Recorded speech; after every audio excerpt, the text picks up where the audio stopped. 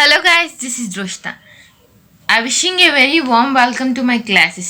In this video, I am going to discuss about the most important topic and assured bit in the NEET 2022. Now I am going to discuss the topic. Let's see in the introduction. ఇప్పుడు నేను చెప్పే topic చాలా చాలా చాలా important. అసలు electrostatics ఖచ్చితంగా ఈ topic మీద బిట్ కంపల్సరీ ప్రతి ఇయర్లో గ్యారంటీగా ఉంటుంది. చెక్ చేయండి. నేను ఇప్పుడు చెప్పిన టాపిక్ సేమ్గా మ్యాగ్నెటిక్ ఫీల్డ్ అనే చాప్టర్లో కలుస్తుంది. సేమ్ ప్రాపర్టీస్ని ఎగ్జిబిట్ చేస్తాయి. సేమ్ డిట్టో చాలా ఇంపార్టెంట్. ఈ 2021లో కూడా దీని మీద మ్యాగ్నెటిక్ ఫీల్డ్లో చెప్పిన సేమ్ ఇది ఏంటో మ్యాగ్నెటిక్ ఫీల్డ్ కూడా అలానే ఉంటుంది. గ్రాఫ్స్ సేమ్ సిమిలర్ గ్రాఫ్స్, ఏదో ఒకటి రెండు అట్ట స్లైడ్ చేంజెస్ వస్తాయి. దీంట్లో ఎలక్ట్రిక్ ఫీల్డ్లో చెప్పిన గ్రాఫ్స్, పొటెన్షియల్లో చెప్పిన గ్రాఫ్స్, అలాగే మ్యాగ్నెటిక్ ఫీల్డ్లో చెప్పిన graphs, solid conducting, solid non conducting, hollow conducting, hollow non conducting, ఈ 4 స్పియర్స్. వీటన్నిటిలో ఉండి ఖచ్చితంగా ఒక అష్యూర్డ్ బిట్ గ్యారంటీ, నేను గ్యారంటీ ఇస్తాను మీకు. ఖచ్చితంగా ప్రతి ఇయర్లో 4 మార్క్స్ ఖచ్చితంగా ఈ టాపిక్ నేర్చుకుంటే మీకు ఖచ్చితంగా 4 మార్క్స్ వస్తాయి. ఓకేనా? ఇప్పుడు ఆ టాపిక్ ఏంటో చూద్దాం. అసలు నేను ముందు మీకు ఎలక్ట్రోస్టాటిక్స్ అని చెప్పాను కదా. ఎలక్ట్రోస్టాటిక్స్లో 2 చాప్టర్స్ ఉంటాయి. ఒకటి ఎలక్ట్రిక్ ఛార్జెస్ అండ్ ఫీల్డ్స్, ఇంకొకటి పొటెన్షియల్. ఇప్పుడు నేను ఈ టాపిక్ చెప్తే మీకు ఎలక్ట్రిక్ ఛార్జెస్ అండ్ ఫీల్డ్స్ అనే చాప్టర్ కంప్లీట్ అవుతుంది. And the next topic is electrostatic potential and capacitors. Potential గురించి నేను మీకు నెక్స్ట్ క్లాస్లో చెప్తాను. ఈ క్లాస్లో electric charges and fields chapter complete అయిపోతుంది. దాంట్లో ఎలక్ట్రిక్ ఛార్జెస్ అండ్ ఫీల్డ్స్లో ఈ టాపిక్ మాత్రం very very very important friends. ఇది మాత్రం ఖచ్చితంగా మీరు నేర్చుకొని తీరాల్సిందే. ఒకసారి చూడండి. అలాను determining the unknown electric field strength of a hollow conducting, hollow non conducting and solid non conducting 4 అనేవి ఉంటాయి. దీంట్లో hollow conducting, hollow non conducting, solid conducting అనేది 3 ఒక ఎత్తు అయితే, సాలిడ్ నాన్ కండక్టింగ్ అనేది ఒక ఎత్తు. దానికి ప్రాపర్టీస్ వేరుగా ఉంటాయి, గ్రాఫ్ వేరుగా ఉంటుంది. ఈ మూడిటికి ప్రాపర్టీస్ ఒకటే ఉంటే గ్రాఫ్ కూడా సిమిలర్గానే ఉంటుంది. కాకపోతే ఇప్పుడు ఆ గ్రాఫ్స్ని గుర్తుపెట్టుకోవాలి, చెప్పిన ఎలక్ట్రిక్ ఫీల్డ్స్ని గుర్తుపెట్టుకోవాలి. దాని మీద సమ్మిస్తే మనం చేసేటట్టు ఉండాలి. ఎర్త్ అని ఇచ్చాడు అనుకోండి, ఎర్త్కి పొటెన్షియల్ అలా కనుక్కోమని ఛార్జ్ ఇచ్చి, లేదంటే ఎలక్ట్రిక్ ఫీల్డ్ కనుక్కోమని ఛార్జ్ ఇచ్చి, సెంటర్ నుండి యాక్సిస్ వరకు డిస్టెన్స్ ఇచ్చి అలా కనుక్కోవాలంటే మనం సాలిడ్ నాన్ కండక్టింగ్ తీసుకోవాలి. ఎర్త్ అంటే ఖచ్చితంగా సాలిడ్ నాన్ కండక్టింగ్ వస్తుంది. దానికి సంబంధించిన ఫార్ములా వేసుకుంటే అలా ఆన్సర్ వచ్చేస్తుంది. నేను ఇప్పుడు ఇలా చెప్తే గ్రాఫ్స్లో ఖచ్చితంగా బిట్ వస్తుంది, అది కాదన్ను. అలాగే థియరీ వైజ్ కూడా అడిగే ఛాన్సెస్ చాలా ఎక్కువగా ఉన్నాయి ఈ టాపిక్ మీద. ఇది చాలా high weightage topic electric charges and fields అనే చాప్టర్లో. ఏంటి ఇప్పటిదాకా సుత్తి చెప్తుంది అనుకుంటున్నారా? ఇప్పుడు టాపిక్లోకి ఎంటర్ అయిపోదాం రండి. Hollow conducting. Charge is located out side surface but not inside. Hollow conducting అనే దాంట్లో ఛార్జ్ అనేది అవుట్ సైడ్గా ఉంటుంది, ఇన్సైడ్లో మాత్రం ఎలాంటి ఛార్జ్ లొకేట్ అవ్వదని చెప్తున్నాడు ఇక్కడ. హాలో నాన్ కండక్టింగ్లో charge is located outside the surface but not inside చెప్పాను. హాలో కండక్టింగ్ ఏదైతే ప్రాపర్టీని ఎగ్జిబిట్ చేస్తుందో హాలో నాన్ కండక్టింగ్ అది ఎగ్జిబిట్ చేస్తుంది, సాలిడ్ కండక్టింగ్ కూడా అది ఎగ్జిబిట్ చేస్తుంది. ఈ మూడిటి యొక్క ప్రాపర్టీస్ అనేవి equal. Charges and then become conducting is located.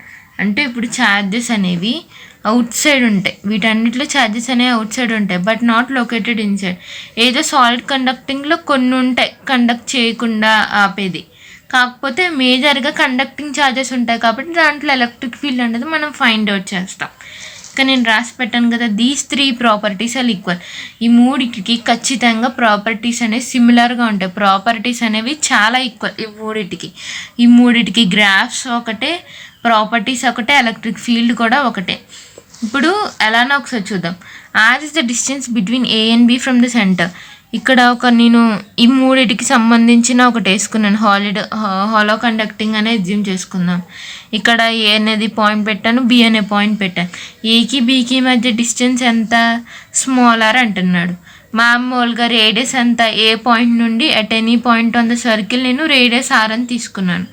Are అనే distance for point A, R is less than R అంటే small R is less than R అంటే ఈ పాయింట్ దగ్గర ఈ చిన్న ఆర్ అనేది తక్కువ when compare to this are.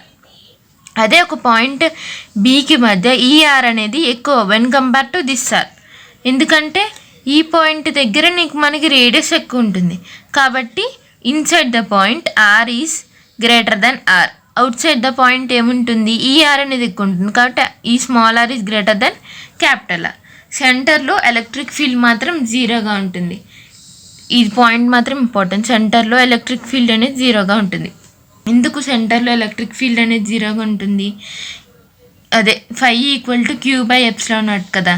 అలాంటి ఛార్జ్ ఉండదు. నేను చెప్పాను కదా, ఇప్పుడు solid conducting, hollow conducting, hollow non కండక్టింగ్లో ఛార్జ్ అనేది ఆన్ ద సర్ఫేస్ ఉంటుంది తప్ప లోపల అనేది ఎలాంటి ఛార్జ్ అక్యుములేట్ అయి ఉండదని చెప్పానా లేదా. కాబట్టి phi equal to Q by epsilon naught. Q అంటే ఏంటి, మనం ఎంతైతే ఛార్జ్ ఎంక్లోజ్ చేస్తున్నామో అది కదా.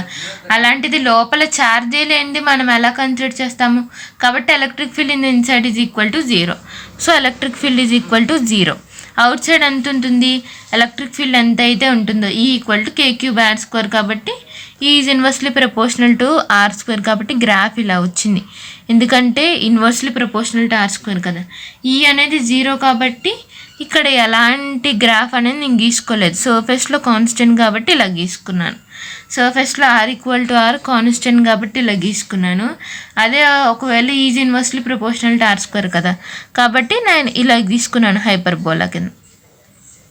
ఓకేనా, ఇప్పుడు మీకు అర్థమైంది. అసలు ఈ గ్రాఫ్ అనేది చాలా ఇంపార్టెంట్. ఎప్పుడు అడుగుతాడు, hollow conducting, hollow non conducting, solid కండక్టింగ్లో ఈ గ్రాఫ్ అనేది మెయిన్ ఇంపార్టెంట్. వాడు డైరెక్ట్గా hollow conducting, hollow non conducting, solid conducting అని అడగడు. ఒక సిలిండర్ ఇస్తాడు, లేదంటే ఒక కోన్ ఇస్తాడు, దాన్ని మనం అర్థం చేసుకోవాలి. ఒకవేళ వాడు సిలిండరే ఇచ్చాడనుకోండి, ఇప్పుడు సిలిండర్ ఇది అనుకుందాం, దీన్ని కట్ చేస్తే ఎలా ఉంటుంది, ఒక స్పియర్ షేప్లోనే ఉంటుంది కదా. మనం అజ్యూమ్ చేసుకుని గ్రాఫ్ ఎలా ఇచ్చాడో దాన్ని మనం మనకు అనుకూలంగా కన్సిడర్ చేసుకొని మనం ఆన్సర్ పెట్టుకోవాలి. ఇదే ఇలానే కరెక్ట్గా ఇస్తాడని లేదు. వాడు ఏదో ఒక ఆబ్జెక్ట్ తీసుకొని అజ్యూమ్ చేసుకొని గ్రాఫ్కి ఆన్సర్ పెట్టమనొచ్చు. మన థింకింగ్ కాన్సెప్ట్స్ని డెవలప్ చేసుకోవాలి మన క్లాసెస్ ద్వారా. ఓకేనా, ఇప్పుడు ఇప్పుడు ఈ 3 దాని గురించి డిస్కస్ చేసాం. ఇప్పుడు సాలిడ్ నాన్ కండక్టింగ్ దాని గురించి డిస్కస్ చేద్దాం. చూడండి, ఛార్జ్ అనేది ఇన్సైడ్ ద స్పియర్ అంటే ఇప్పుడు ఏంటి, నాన్ కండక్టింగ్ అని నేను చెప్పాను కదా. అంటే ఏంటి, ఛార్జెస్ అనేవి ఇన్సైడ్గా ఉంటున్నాయి, లోపల ఏమి ఉండట్లేదు. ఈ ఇన్సైడ్ ఛార్జెస్ వల్ల ఒకదానికొకటి రిపెల్ అయ్యి కండక్టింగ్ అనే ప్రాపర్టీని చంపేస్తున్నాయి దీంట్లో.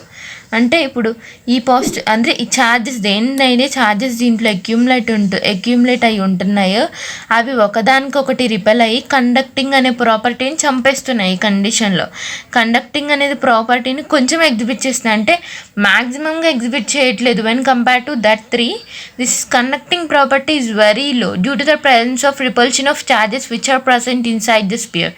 ఫస్ట్ రిమెంబర్ దిస్ థింగ్, దీని లోపల ఉన్న ఛార్జెస్ వల్ల దీని conducting property is very very less when compare to that 3. Okay, remember this. ఇప్పుడు దీనికి ఛార్జ్ ఎంత ఉంటుందో, ఎలక్ట్రిక్ ఫీల్డ్ ఎంత ఉంటుందో, దీని యొక్క గ్రాఫ్ ఏంటో ఒకసారి చూద్దాం. Charge is located inside the space.